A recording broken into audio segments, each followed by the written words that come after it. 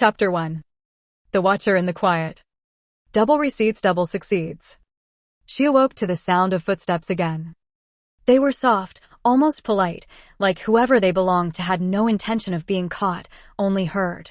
Not every night, but often enough now that she no longer doubted herself. Seven had begun to listen for them before she even drifted off to sleep. Tonight, they arrived later than usual, well past midnight. She knew the hour by the quality of the darkness beyond the bedroom curtains. Not deep and shadowed like early nightfall, but open thin, silvered with moonlight. A different kind of silence came with it, too. Not the quiet of sleep, not the calm of a settled home. This quiet was unnatural, as though the entire house was holding its breath. Seven lay still beneath the duvet, her breathing steady, her eyes closed.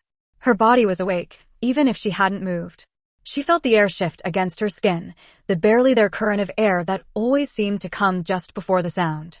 Her senses tuned in the way they used to when she was a child, in those long, strange nights when she would sit awake in bed, staring at the sliver of hallway light under her door, wondering if something else had entered the house while her father slept in the next room.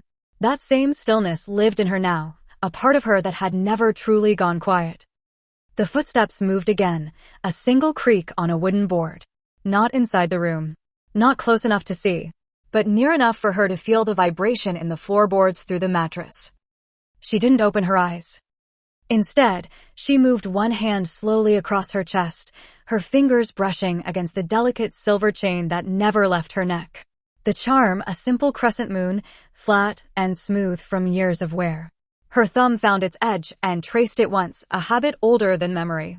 Her father had given it to her on her 14th birthday, slipping it into her hand without ceremony, without a smile. His eyes had been too tired for softness that day. For protection, he had said. She hadn't understood him at the time, and he hadn't offered to explain. He never explained anything. Not why her mother had died, not why they moved so often, not why strangers sometimes followed them with eyes that didn't blink. But she learned to listen, to observe, and to keep her questions to herself. Her husband stirred beside her, shifting slightly in his sleep. She opened her eyes now, only enough to glance in his direction. He lay with his back to her, arms folded under the pillow, breathing deep and slowly. He looked peaceful, always did. Even in sleep, he carried that same effortless charm that made people trust him, admire him, even fear him a little. Seven envied his stillness, and she didn't trust it. She slipped out of bed without sound, moving with a grace that came from practice, not ease. The satin robe on the chair was where she'd left it, draped carefully, always prepared for nights like this. She wrapped it around herself, tying the sash with silent fingers, and stepped into the hallway. The floor beneath her feet was cold, the wood smooth, but old with subtle dips and creaks that she knew how to avoid. The house was not small, 3 stories of clean, expensive silence. Everything inside it was curated. Every mirror, every framed photograph, every book on every shelf had been placed with intention, meant to project a certain kind of life. The kind her husband liked to show off when clients or associates came over for dinner. The kind that looked effortless from the outside, but required hours of control behind the scenes. And Seven had learned how to maintain that control.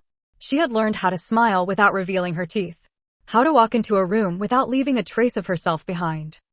But now, in the dark, without lights or voices or polished illusions, the house felt different. Bigger. Emptier. Hungrier. The shadows were deep along the walls, pooling at the corners of the ceiling, untouched by the faint sliver of moonlight leaking through the windows.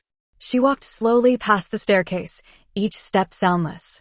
Her breath stayed low and even her senses tuned to the smallest shifts in sound, temperature, scent. There was something in the air tonight, not quite a smell, but close. Damp earth. Cold stone. Like the memory of a forest at midnight, even though the nearest woods were miles away. She paused by the landing, her hand resting lightly on the banister. The downstairs was quiet. No movement, no voices. But the pressure in her chest hadn't faded. If anything, it had grown heavier, like something was waiting just below the edge of her awareness. Watching her. Reaching for her, not with hands or sound, but with something deeper. A presence. And then it happened. 7. The voice was soft. Male. Not loud, not urgent. Almost gentle. It came from the direction of the front door or near it, though it was hard to tell. The acoustics of the house warped at night, especially when everything was still. The voice didn't echo. It didn't repeat. It simply slipped into the air like it had always belonged there. She didn't move, didn't respond. Her heart didn't race. Her breath didn't quicken. The voice no longer shocked her.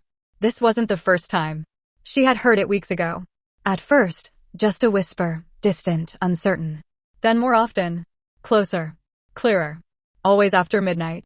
Always when she was alone in the dark. She turned slowly, her bare feet barely brushing the floor, and began to walk toward the kitchen. Her eyes adjusted to the low light. She didn't flick on any switches. She didn't need to see clearly to know she was being followed. Not physically. Spiritually. She didn't believe in ghosts, but this wasn't a haunting. It was something else. Something older. It didn't feel like the past. It felt like a warning. In the kitchen, everything was as it should be. The dishes were clean and stacked. The counters were spotless. The fruit bowl sat perfectly arranged on the island, untouched since the morning. The world had not moved since she last stood here. And yet, it had changed. She stood still for a long time, her hands resting gently on the edge of the marble counter, her eyes fixed on the hallway she had just come from. Nothing followed her in. But the feeling did not leave. Eventually, she returned to the bedroom. Her husband had not moved. She stepped back under the covers, turning onto her side, facing the window this time. The moon was low in the sky now, pale and watching. Her fingers found the charm again, holding it tight until the metal warmed against her skin. The voice hadn't spoken again. But it didn't need to. It had said her name. And that was enough. In the morning, everything looked normal. The sun was soft and gold across the kitchen floor, the smell of brewed coffee curling through the house like a comfort she didn't trust. Seven stood by the window, wrapped in the same cream blouse and high-waisted trousers her husband liked her to wear. Her hair was tied back, soft tendrils framing her face. She looked like someone who belonged here. She did not feel like someone who belonged anywhere. He came in right on time, freshly shaven, suit crisp, shoes spotless. The kind of man who made women feel lucky just to be in the room. He leaned in and kissed her temple. "You didn't sleep," he said, voice low. She took a sip of her coffee. "No. Nightmares. Just a dream." He nodded and reached for the toast she had set out for him. "We should get away this weekend. Somewhere quiet. No noise, no people. Just you and me." She smiled, but only with her lips. "That sounds good." He touched her back lightly, then walked into the hallway to take a call.